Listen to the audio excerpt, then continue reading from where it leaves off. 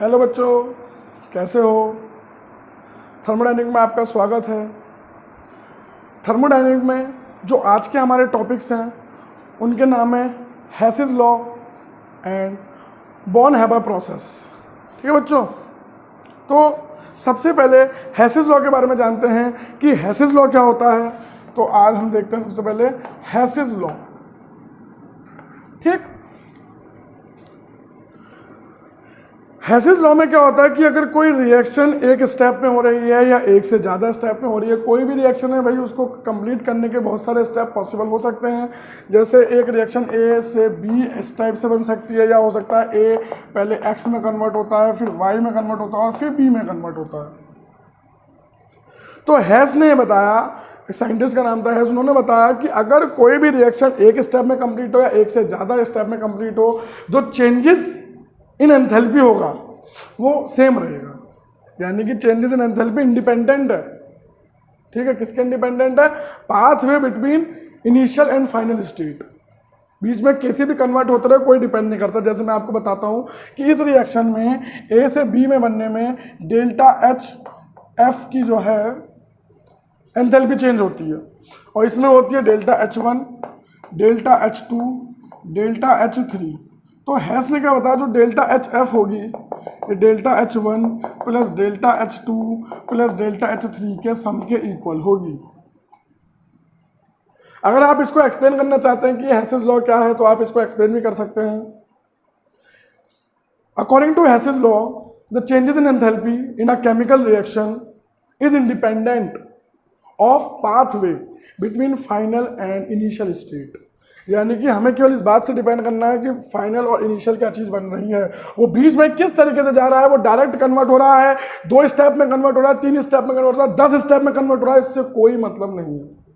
जैसे इसका एक बहुत बढ़िया एग्जाम्पल है, मैं आपको इसका एग्जाम्पल बताता हूँ। एक हेसिस लॉ का एग्जाम्पल है, जैसे कार्बन से ऑक्सीजन मिलाओ तो बनता है कार्बन डाइऑक्साइड, जिसमें जो delta H F heat of formation या इसकी वैल्यू जो होती है इसकी वैल्यू हमारी होती है -93 किलो कैलोरी।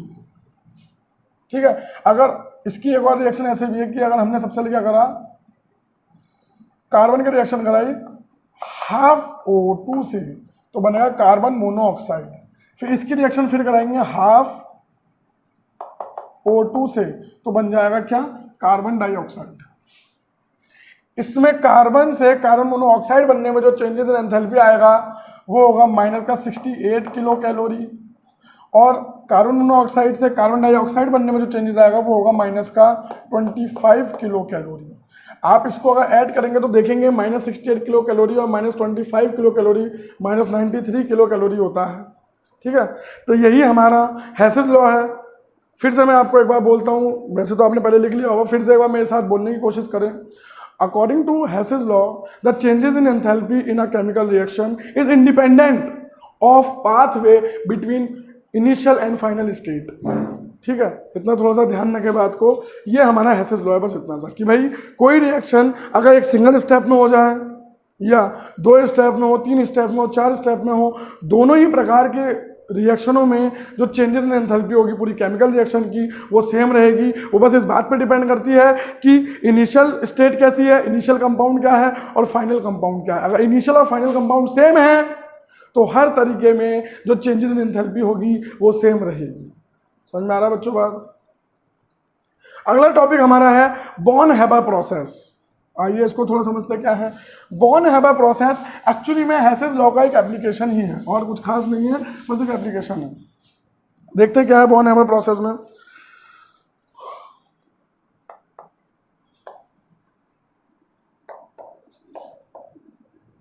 इसको एक एग्जांपल से समझाते हैं कि जैसे हमारे पास क्या है, एक सोडियम है सॉलिड स्टेट में, एक क्लोरीन है गैसियस स्टेट में। इसको हाफ ले लो क्योंकि हमें 1 मोल NaCl बनाना है।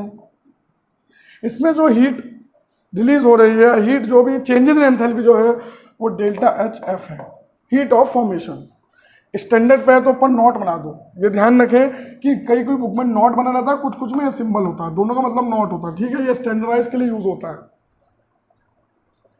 अब इसको डिफरेंट डिफरेंट स्टेप में देखिए कैसे होगा कि सोडियम पहले कन्वर्ट होगा सोडियम के गैसेस मॉलिक्यूल में, उसके बाद ये एक इलेक्ट्रॉन को लूज करेगा और कन्वर्ट होगा सोडियम प्लस में। इसी तरीके से क्लोरीन भी सबसे पहले क्लोरीन के गैसेस एटम में कन्वर्ट होगा, फिर इसको एक इलेक्ट्रॉन दिया जाएगा, नेगेटिव आयन में कन्वर्ट होगा, फिर ये आपस में दोनों जुड़ के क्या बनाएंगे, NaCl बनाएंगे। तो इनमें क्या क्या हमारी हीट लग रही है, ये बॉन हैबर साइकिल है पूरा, इसको ध्यान से देखिए क्या क्या हीट लग रही है। आप एक बात देखें, Na+ का 1 मोल Cl- का 1 मोल मिलकर क्या बना रहा है, NaCl बना रहा है। कुछ आपको ध्यान आ रहा होगा, लैटिस एंथैल्पी में आपको सिखाया था कि इसमें जो हीट चेंजेस इन एंथैल्पी होता है उसे लैटिस एंथैल्पी कहते हैं। तो इसको हम लिख देंगे ΔH, नीचे लिख देंगे लैटिस। सोडियम सॉलिड से सोडियम गैस में कन्वर्ट हो रहा है, सोडियम का जो सॉलिड में जो पूरा कंबाइंड फॉर्म होता है वो एटम में कन्वर्ट हो रहा है, एक सिंगल आइसोलेटेड एटम में कन्वर्ट हो रहा है, तो इसको हम बोलेंगे हीट ऑफ एटमाइजेशन। ये भी इसी तरीके से काम करेगा, ये पूरा मॉलिक्यूल है, ये एटम में कन्वर्ट हो रहा है, तो heat of atomisation. Sodium gas से सोडियम आयन में कन्वर्ट हो रहा है, इसे एक इलेक्ट्रॉन रिलीज कर रहा है, इससे निकाला जा रहा है, इसे बोलते हैं आयनाइजेशन एंथैल्पी, है ना, ध्यान है सबको ये बातें। तो ΔH0 आयोनाइजेशन। यहां पे क्या हो रहा है, क्लोरीन को एक इलेक्ट्रॉन दिया जा रहा है, तो इसे बोलेंगे electron gain enthalpy, electron gain. इन पांचों हीट को अगर हम ऐड करेंगे तो आंसर यही मिलेगा हमें, क्योंकि बॉन हेवन ने हमें यही हेसिस लॉ में हमें यही बताया गया कि अगर कोई सिंगल रिएक्शन एक स्टेप में हो या एक से ज़्यादा स्टेप में हो, जो चेंजेस इन एंथैल्पी होगी वो सेम होगी। और ये हम इसका एक एग्जांपल बॉन हेवन प्रोसेस से समझ सकते हैं, यानी कि जो हीट ऑफ फॉर्मेशन होती है वो enthalpy of atomisation,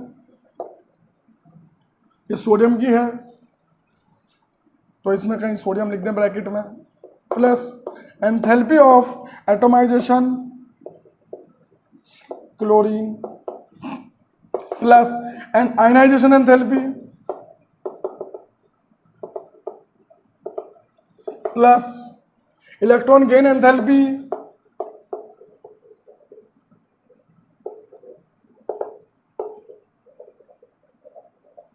and plus lattice enthalpy.